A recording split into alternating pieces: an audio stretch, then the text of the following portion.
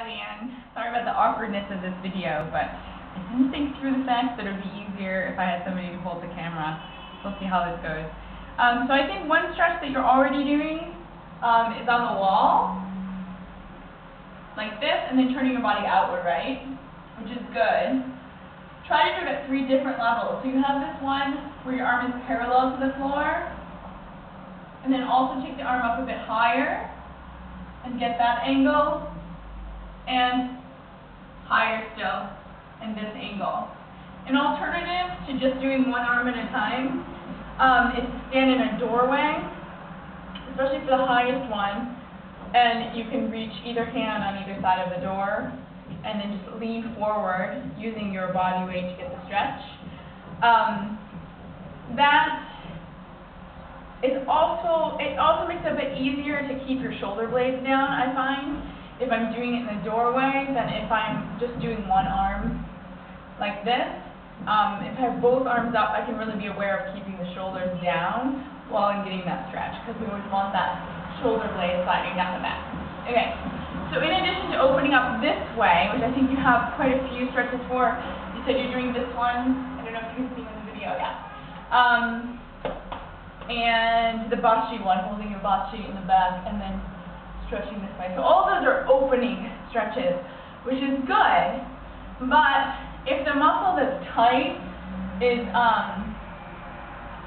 actually in your upper back here, you also want to have some stretches that go in this direction, right? So this is a basic stretch, that we all do, but I want to give you one where you can use gravity to make it more intense, and also allow you to relax your whole body into the stretch, and you can just sort of hang out there for a while as long as it feels good.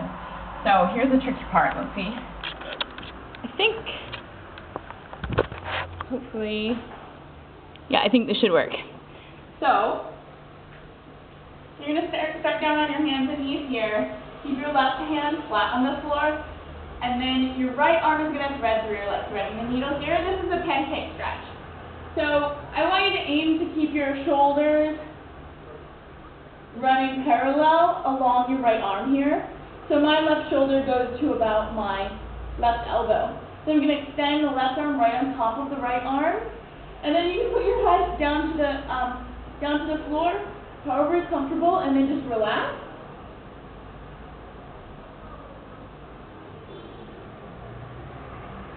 Taking deep breaths and really just allowing your body to melt into the floor. After you do it on that side, I want you to do it on the other side as well. Besides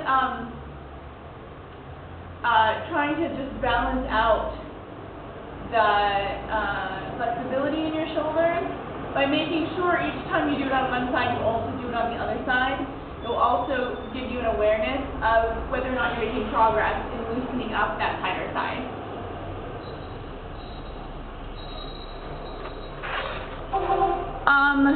In addition, I don't know if you remember the stretch that we did when I was there in Boston, where you make a triangle with your hands. Sorry about the traffic. Make a triangle with your hands and reach your arms out far in front of you, keeping your hips high in the air. Take the forehead to the floor. I'll do that real quick right now.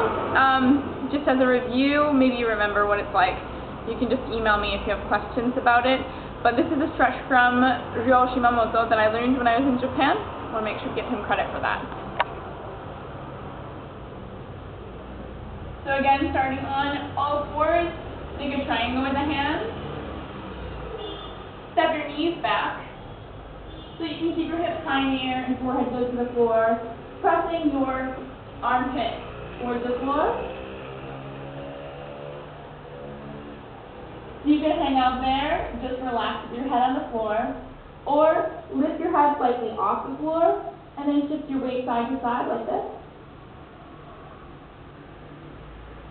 Okay, let me do that facing this direction so I don't flash you or anything.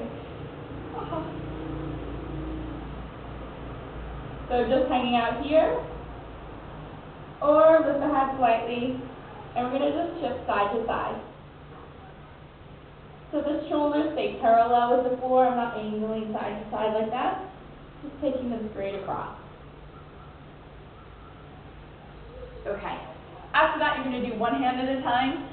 So it's the same idea, but your fingers are going to be pointing forward, and your hand aligns with the center of your body instead of off to the side as it is when you're using two hands. So I'm going to just hold my shirt up here. So I'm going to just put my hand, fingers pointing forward, and then forehead goes to the floor. Hang out there. Then the next step is to put your head on top of the right arm to add some pressure, and then you can take your head to the floor and hang out there. I would say probably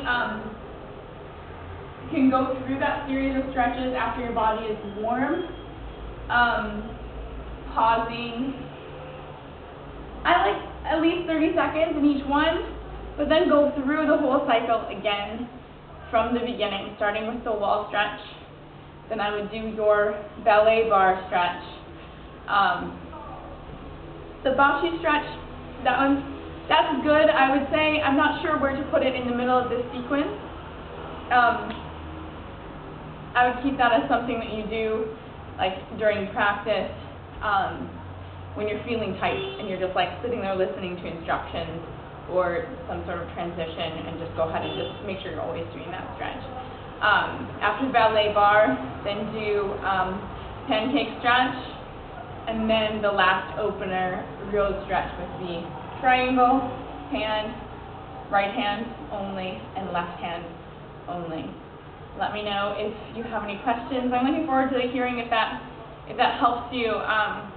If you are pinching a nerve, it's great to start these stretches now, because by increasing the pressure on that nerve, then you can increase the chances of straining the nerve, which then, can lead to tingling issues, and it depends on what nerve it is and stuff. But you don't want any long-term damage from compressing nerves. So stretching right now is a great idea. Okay, see you later.